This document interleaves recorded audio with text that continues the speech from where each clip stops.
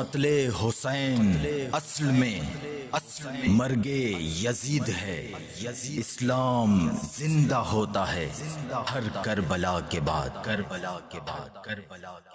الحمدللہ رب العالمین والصلاة والسلام علی سید الانبیاء والمرسلین، اما بعد فاعوذ باللہ من الشیطان الرجیم، بسم اللہ الرحمن الرحیم۔ الصلاة والسلام علیک یا رسول اللہ وعلی آلک واصحابک یا حبیب اللہ۔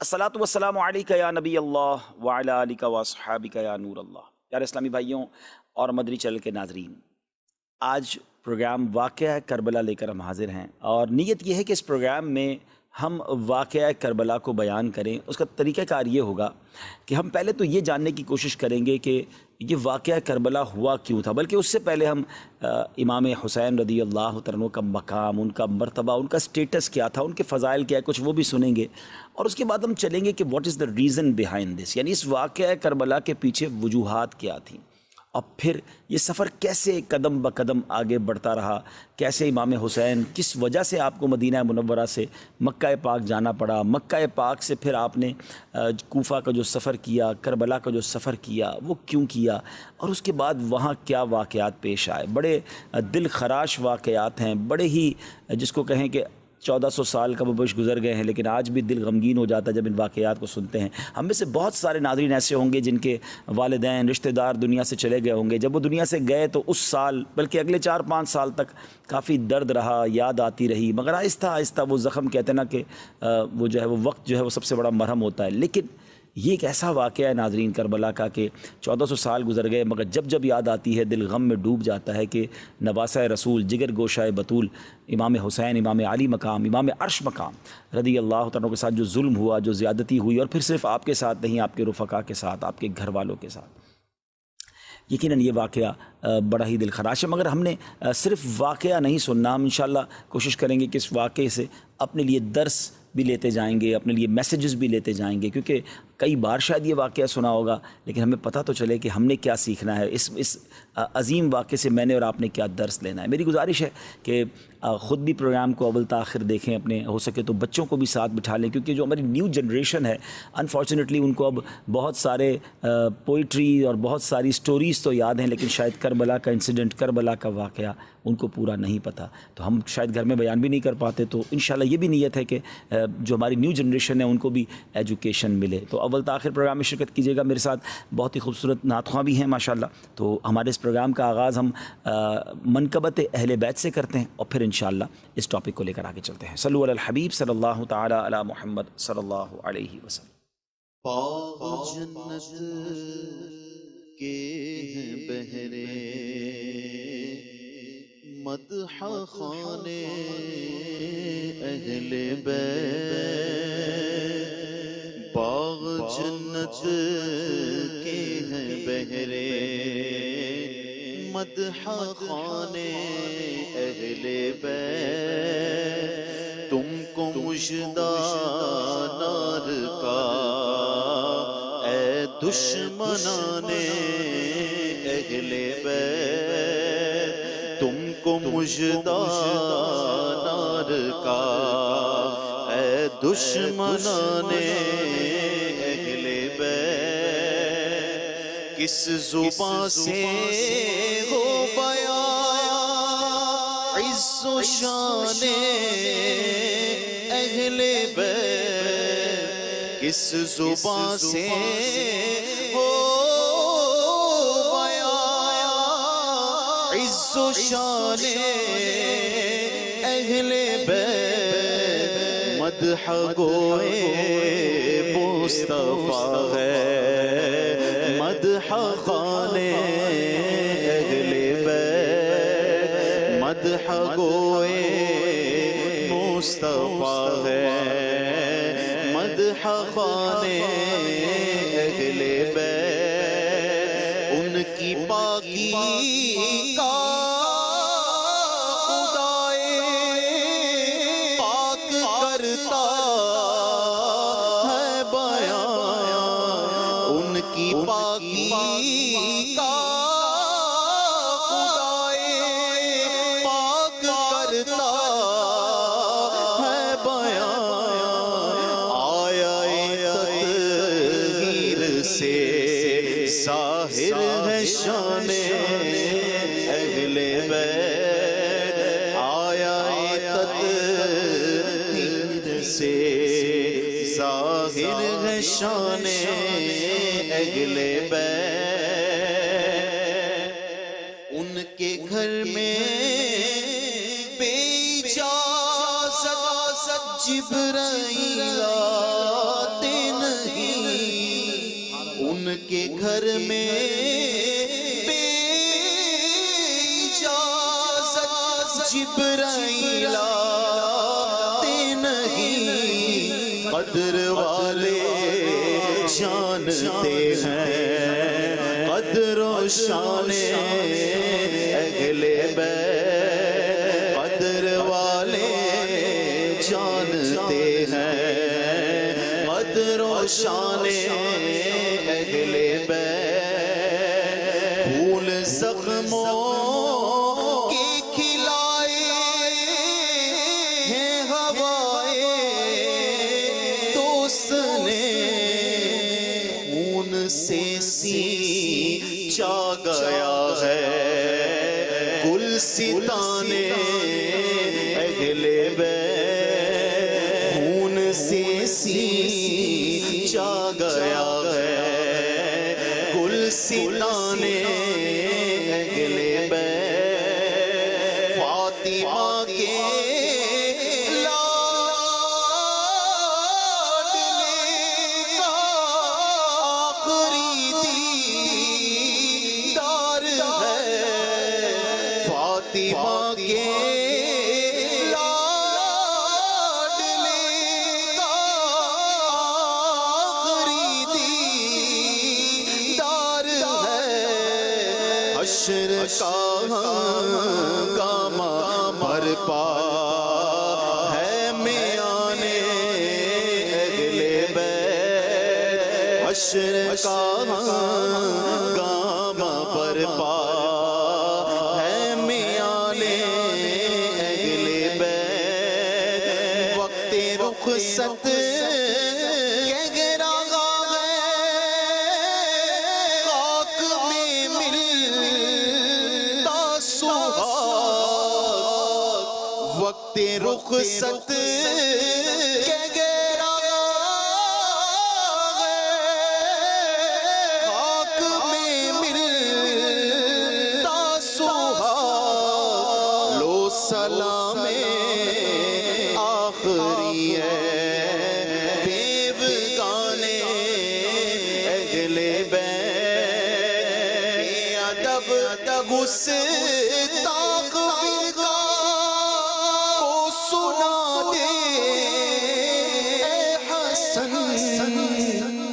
بے ادب گستاخ فرقہ کو سنا دے اے حسن، یوں کہا کرتے ہیں سنی داستان اہل بیت، یوں کہا کرتے ہیں سنی داستان اہل بیت، باغ جنت کے ہیں بہرے مدح خانے اہل بیت، تم کو مژدہ نار کا اے دشمنان اہل بیت۔ پیارے پیارے اسلامی بھائیوں، عاشورہ کا دن 10 محرم الحرام، 10 محرم الحرام، یقیناً ایک ایسا تاریخی دل خراش واقعہ ہوا ہے کہ جب بھی یہ دن آتا ہے ہمیں اس واقعے کی یاد دلاتا ہے، مگر شاید بہت سارے ویورز کو، بہت سارے ناظرین کو یہ نہ معلوم ہو کہ یہ دن فقط یہی واقعہ نہیں ہوا، مگر اس سے پہلے بھی اسلامی تاریخ کے بڑے امپورٹنٹ، بڑے ہی امیزنگ واقعات اس دن ہوئے۔ آپ ذرا سنتے جائیے گا کہ حضرت آدم علیہ نبینا علیہ الصلوۃ والسلام کی جو توبہ قبول کی گئی وہ دن 10 محرم الحرام کا تھا۔ حضرت آدم کی جو پیدائش ہوئی، دا برتھ ڈے آف سیدنا آدم علیہ الصلوۃ والسلام، وہ بھی 10 محرم۔ اسی دن انہیں جنت میں بھی داخل کیا گیا، اسی دن عرش کرسی، آسمان، زمین، سورج، چاند، ستارے اور جنت کو پیدا کیا گیا۔ آپ سوچئے کہ بیسکس آف دا ورلڈ جو ہیں وہ 10 محرم والے دن پیدا کیے گئے۔ سیدنا ابراہیم علیہ السلام خلیل اللہ ہیں، آپ کا جو برتھ ڈے ہے، آپ کی بھی جو پیدائش کا دن ہے وہ بھی 10 محرم الحرام ہے۔ پھر اسی طرح اسی دن حضرت ابراہیم علیہ السلام کو جو آگ سے نجات ملی تھی، جو آگ گلزار بنی تھی، وہ بھی 10 محرم کا دن تھا۔ یہی وہ دن تھا جب حضرت موسیٰ علیہ نبینا علیہ السلام اور آپ کی امت کو نجات ملی اور فرعون اپنی قوم سمیت غرق ہوا۔ حضرت سیدنا عیسیٰ روح اللہ علیہ نبینا علیہ السلام کی جو پیدائش ہے وہ بھی 10 محرم الحرام کو ہوئی۔ جو حضرت عیسیٰ علیہ السلام کو آسمانوں پر اٹھایا گیا ناظرین، that was also the day of Ashura, وہ بھی دن 10 محرم الحرام کا تھا۔ حضرت نوح علیہ السلام کے زمانے کے طوفان کو کون نہیں جانتا، مگر اس طوفان سے جو فارغ ہونے کے بعد ان کی کشتی کوہ جودی پر ٹھہری تھی، وہ دن بھی 10 محرم الحرام کا تھا۔ حضرت سلیمان علیہ السلام کی بادشاہت پوری دنیا میں مشہور ہے، مگر جو یہ بادشاہت، یہ ملک عظیم آپ کو جو عطا کیا گیا، وہ دن بھی 10 محرم الحرام تھا۔ حضرت یونس علیہ السلام کا واقعہ، جو مچھلی کے پیٹ میں آپ گئے، کتنا مشکل وقت آپ نے گزارا، مگر جو مچھلی کے پیٹ سے نکلنے والا دن تھا، یعنی اس مصیبت سے نجات کا جو دن تھا، وہ دن بھی 10 محرم الحرام ہی کا تھا۔ حضرت یعقوب علیہ السلام کی بینائی کا جو ذوف دور ہوا، پرانی واقعہ ہے کہ آپ کی بینائی میں جو کمزوری تھی وہ جو دور ہوئی، وہ دن بھی 10 محرم الحرام کا تھا۔ حضرت یوسف علیہ السلام کی ہسٹری جنہوں نے پڑھی ہے انہیں معلوم ہے کہ آپ کو گہرے کنویں میں ڈال دیا گیا تھا، مگر اس گہرے کنویں سے جو نکالا گیا وہ دن بھی 10 محرم الحرام کا تھا۔ حضرت ایوب علیہ السلام کے صبر کو، آپ کی تکلیف کو، آپ کی بیماری کو آپ جانتے ہوں گے، آپ نے پڑھا ہوگا کہ ان کے ساتھ کتنی پرابلمز تھیں، مگر اس تکلیف کو جو دور کیا گیا وہ دن بھی 10 محرم الحرام تھا۔ ناظرین، بارش دنیا میں جو سب سے پہلی نازل ہوئی وہ دن بھی 10 محرم الحرام کا تھا۔ یہ بھی یاد رہے کہ اس 10 محرم الحرام کا روزہ پچھلی امتوں میں مشہور تھا، اور یہاں تک کہا گیا کہ اس دن کا روزہ ماہ رمضان کے روزوں سے پہلے فرض تھا، پھر اسے منسوخ کر دیا گیا۔ یہ تقریباً میں نے آپ کو 24 واقعات، انسیڈنٹ اور ایونٹس بتائے جو اس دن ہوئے، اور 25واں پھر وہ واقعہ امام علی مقام، امام عرش مقام، امام تشنا کا، امام حسین رضی اللہ عنہ اور آپ کے رفقا کو بھوکا پیاسا رکھ کر کربلا کے میدان میں جو شہید کیا گیا، وہ دن بھی 10 محرم الحرام کا تھا۔ تو اس کا مطلب یہ ہوا کہ اب اسلامی تاریخ کا تاریخی ترین دن ہے، ہسٹوریکل دن ہے، اور اس دن بہت بڑے بڑے اسلامی واقعات ہوئے۔ اگر کسی کا ذہن ہو تو وہ سوچے کہ اس دن میں اللہ کی رحمت کو کس قدر پکار سکتا ہوں، کس قدر عبادت کر سکتا ہوں۔ جو رب حضرت یوسف کو گہرے کنویں سے نکال سکتا ہے، جو حضرت یونس کو مچھلی کے پیٹ سے نکال سکتا ہے، جو حضرت ایوب کی بیماری کو دور کر سکتا ہے، جو حضرت موسیٰ کے لیے عاشورہ کے دن فرعون سے نجات کے لیے دریائے نیل میں راستے نکال سکتا ہے، وہ رب کریم میری مشکلوں کو بھی دور فرما سکتا ہے، وہ رب کریم میرے لیے بھی رحمت کے دروازے کھول سکتا ہے۔ تو یہ دن ہم نے عبادت میں، رب کو پکارنے میں، اس کی بارگاہ میں التجا کرنے میں گزارنا ہے، اور اس کی بارگاہ میں اسی طرح التجائیں کرنی ہیں، تو انشاءاللہ ضرور کرم ہوگا۔ اب آئیے چلتے ہیں ناظرین، حضرت عیسیٰ علیہ السلام کو آسمانوں کی طرف اٹھایا گیا، وہ بھی یہ دن تھا، اور حضرت موسیٰ علیہ السلام کو جو فرعونیوں سے نجات ملی، وہ بھی آج کا دن تھا۔ اب ناظرین ہم چلتے ہیں یہ واقعہ، اس سے پہلے میں چاہوں گا کہ جن کے ساتھ یہ واقعہ پیش آیا ان کا مقام کیا تھا، ان کا مرتبہ کیا تھا، ان کا اسٹیٹس کیا تھا۔ کوئی آرڈنری، کوئی نارمل پرسنالٹی نہیں ہے۔ یقیناً صحابہ اکرام سبھی ہمارے سروں کے تاج ہیں، مگر امام حسین، آپ تو نبی پاک کے گویا جگر کا ٹکڑا ہیں، اور پیارے آقا علیہ السلام کی ایسی احادیث ہیں کہ ہم سنیں تو ایمان تازہ ہو جاتا ہے، اور اہل بیت کی محبت دل میں اور بڑھ جاتی ہے۔ سید الشہداء سیدنا امام حسین رضی اللہ عنہ کی ولادت جو ہے وہ 5 شعبان سن 4 ہجری کو مدینہ منورہ میں ہوئی۔ آپ علیہ السلام نے آپ کا نام حسین اور شبیر رکھا، آپ کی کنیت ابو عبداللہ اور لقب سبط رسول اللہ۔ یعنی سبت کہتے ہیں درخت کو، اور جس کی بہت ساری شاخیں ہوں. پھر اللہ پاک نے حضرت امام حسین کی نسل کو کتنی برکت دی، اور پوری جو یوں کہی کہ سید صاحبان جو ہے دنیا بھر میں وہ حسنی اور حسینی سید بنے. تو یہ ایسا درخت ہے جس کی شاخیں اللہ پاک نے کیسی عطا فرمائی، اور دنیا بھر میں اللہ نے نبی پاک کی گویا نسل مبارک کو ان سے آگے بڑھایا. پھر ریحانۃ الرسول، پیارے آقا علیہ السلام نے ان کو جنتی نوجوانوں کا سردار قرار دیا، یعنی دونوں کو، حضرت امام حسن امام حسین کو جنتی نوجوانوں کا سردار. پیارے آقا علیہ السلام ایک اور حدیث پاک میں ارشاد فرمایا، ان ابن عباس من احبہما فقط احبنی ومن ابغضہما فقط ابغضنی. جس نے ان دونوں یعنی امام حسن اور امام حسین رضی اللہ عنہما سے محبت کی، پیارے آقا فرماتے اس نے مجھ سے محبت کی، اور جس نے ان سے عداوت کی، ان سے دشمنی کی، وہ ایسا ہے جیسا اس نے مجھ سے دشمنی کی. ناظرین ذرا غور کیجئے، میرے آقا علیہ السلام ان کو اپنے پھول کہا کرتے، اور روایتوں میں آتا ہے باقاعدہ پھولوں کی طرح انہیں اسمیل بھی کیا کرتے، انہیں سونگھا بھی کرتے، انہیں چوما بھی کرتے. یہ وہ شخصیات ہیں جنہوں نے نبی پاک کے مبارک کاندھوں پہ سواری کی، اس لیے ان کو راکب دوش مصطفیٰ کہا جاتا ہے، یعنی جنہوں نے نبی پاک کے کاندھے پر سواری کی. پیارے آقا سجدے میں جاتے تو یہ شہزادے نبی پاک کی مبارک کاندھے پر آ جاتے، نبی پاک سجدہ طویل فرما دیتے، نبی پاک انہیں چوما کرتے. ایک اور میں خوبصورت بات بتاؤں، امام حسین، اندازہ ہو کہ وہ شخصیت کیسی ہیں کہ امام حسین رضی اللہ تعالیٰ وہ ہیں کہ دیکھیں ہمارے یہاں کوئی بچہ پیدا ہو، ہم سب سے پہلے کیا کرتے ہیں، کسی بزرگ کو ڈھونڈتے ہیں، کسی عالم دین کو ڈھونڈتے ہیں کہ کان میں ذرا اذان بھی دے دیں اور کوئی گٹی دے دیں. تحنیک کہلاتی ہے وہ، کہ وہ کوئی چیز میٹھی چٹا دیں یا کھجور چبا کے چٹا دیں، شہد چٹا دیں، تاکہ ابتدا اچھی ہو، سٹارٹ اچھی ہو. اچھی بات ہے، کرنا چاہیے، سنت بھی ہے.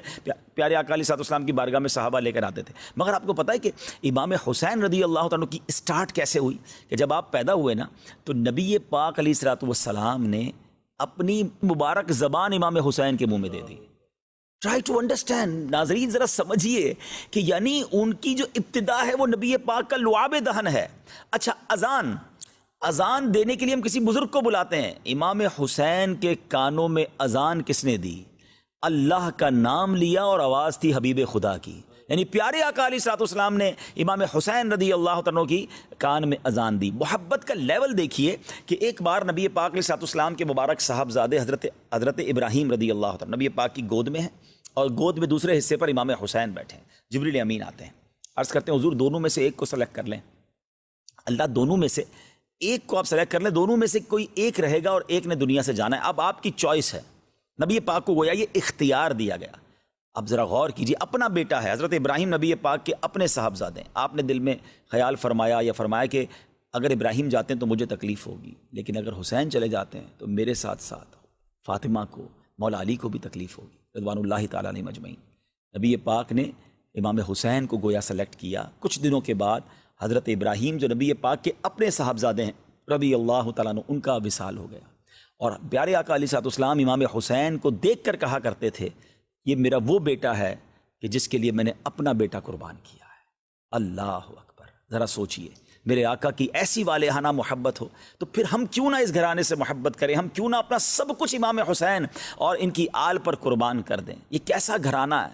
اعلیٰ حضرت امام اہل سنت سے پوچھئے نا، آپ کہتے ہیں کیا بات رضا اس چمنستان کرم کی. فرماتے ایسا کرم کا چمنستان ہے، ایسا کرم کا باغ ہے، کیا بات رضا اس چمنستان کرم کی، زہرا ہے کلی جس میں حسین اور حسن. کیا بات رضا اس چمنستان کرم کی، کیا بات رضا اس چمنستان کرم کی، کیا اس چمنستان کرم کی، سہرا ہے کلی جس میں حسین اور حسن پھول، سہرا ہے کلی جس میں حسین اور حسن پھول. اب امید ہے کہ سچی بات تو یہ ہے کہ پھر بھی ہماری اوقات بھی نہیں ہے. ہماری اوقات کیا ہے کہ ان بڑی ہستیوں کا ہم ذکر کریں. نہ ہمارے پاس الفاظ ہیں، نہ ہم ان کی شان بیان کر سکتے ہیں۔ ہم تو صرف یہ دامن پھیلائے آج پروگرام کے لیے آ گئے ہیں کہ ان کا ذکر کریں گے، اچھوں کا ذکر کریں گے، بڑوں کا ذکر کریں گے، سرکاروں کا ذکر کریں گے تو ہماری جھولیاں بھی بھر دی جائیں گی۔ اعلیٰ حضرت کہتے ہیں نا کہ کیسے آقاؤں کا بندہ ہوں رضا، بول بالے میری سرکاروں کے، اللہ ان کے صدقے ہماری مغفرت فرما دے۔ ہم قابل بھی نہیں ہیں، ہم شہدائے کربلا کا، امام حسین کا، گھرانہ مصطفیٰ کا ہم کیا ذکر کریں؟ بس ہم تو خیرات لینے آئے ہیں کہ ان کا ذکر کریں گے تو ہماری جھولیاں بھر دی جائیں گی۔ تو اب امام حسین رضی اللہ تعالیٰ عنہ کے بچپن، ابھی جب آپ کی ولادت ہوئی ہے نا، تو حضرت ام الفضل فرماتی ہیں کہ ایک روز میں نبی پاک علیہ الصلوۃ والسلام کی خدمت میں حاضر ہوئی۔ میں نے دیکھا کہ امام حسین نبی پاک علیہ الصلوۃ والسلام کی گود میں ہیں، اور میں کیا دیکھتی ہوں کہ پیارے آقا کے چشمان کرم سے آنسوؤں کی جھڑی لگی ہوئی ہے۔ ام الفضل کہتی ہیں کہ حضور میرے ماں باپ آپ پر قربان، حضور یہ حالت کیوں ہے، کیا وجہ ہے؟ نبی پاک علیہ الصلوۃ والسلام نے فرمایا کہ ابھی جبریل امین میرے پاس آئے، انہوں نے خبر فرمائی کہ میری امت اس فرزند کو قتل کرے گی۔ میں نے کہا کیا اس کو، یعنی امام حسین کو؟ فرمایا ہاں، اور میرے پاس اس کے مقتل کی سرخ مٹی بھی لائے۔ یعنی جبریل امین نے یہ خبر امام حسین کے بچپن میں ہی دے دی کہ یہ شہید بھی ہوں گے، اور جس مقام پر شہید ہوں گے اس کی مٹی بھی پیارے آقا کو دکھائی گئی۔ ایک اور روایت سنیے، ابو نعیم نے نجی حضرمی سے روایت کی کہ وہ سفر صفین میں حضرت مولا علی شیر خدا کرم اللہ تعالی وجہ الکریم، جو حضرت امام حسین کے والد محترم ہیں، کہتے ہیں ہم ان کے ساتھ تھے۔ جب نینوا کے قریب پہنچے جہاں حضرت یونس علیہ السلام کا مزار اقدس ہے، تو مولا علی کرم اللہ تعالی وجہ الکریم نے ندا کی کہ اے ابو عبداللہ فرات کے کنارے ٹھہرو۔ میں نے عرض کی کس لیے؟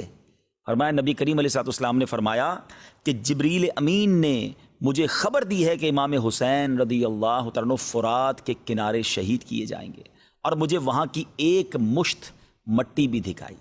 اسی طرح مولا علی کے ہمراہ ایک اور بزرگ کہتے ہیں کہ ہم ساتھ تھے، تو امام حسین رضی اللہ تعالیٰ کی جہاں آج قبر منور ہے اس کے مقام پر پہنچے، مولا علی نے پہلے ہی بیان کر دیا کہ یہاں ان کے اونٹ بندھیں گے، یہاں شودا کے اونٹ بندھیں گے، یہاں ان کے کجاوے رکھے جائیں گے، یہاں ان کے خون بہیں گے، اور جوانان آل محمد صلی اللہ علیہ وسلم اس میدان میں شہید ہوں گے، آسمان و زمین ان پر روئیں گے۔ میرے پیارے اسلام بھائیو، یہاں چلے میں پہلے تو ذرا یہ بتاؤں کہ فرات نہر ہے بڑی زبردست، آج بھی جو کربلا جاتے ہیں ان کو پتہ ہے، مگر فرات کا کنارہ تھا، مگر ان ظالموں نے پانی نہ پینے دیا، اور پیاسا ہی ان کو دنیا سے جانا پڑا۔ وہ مولانا حسن رضا خان صاحب کا شعر ہے نا کہ آپ فرماتے ہیں کہ اے فرات تو خاک میں مل جا، تجھے اہل بیت کے نوجوانوں کی سوکھی زبانیں نظر نہ آئیں۔ خشک ہو جا خاک ہو گئے، خاک میں مل جا پورا، خشک ہو جا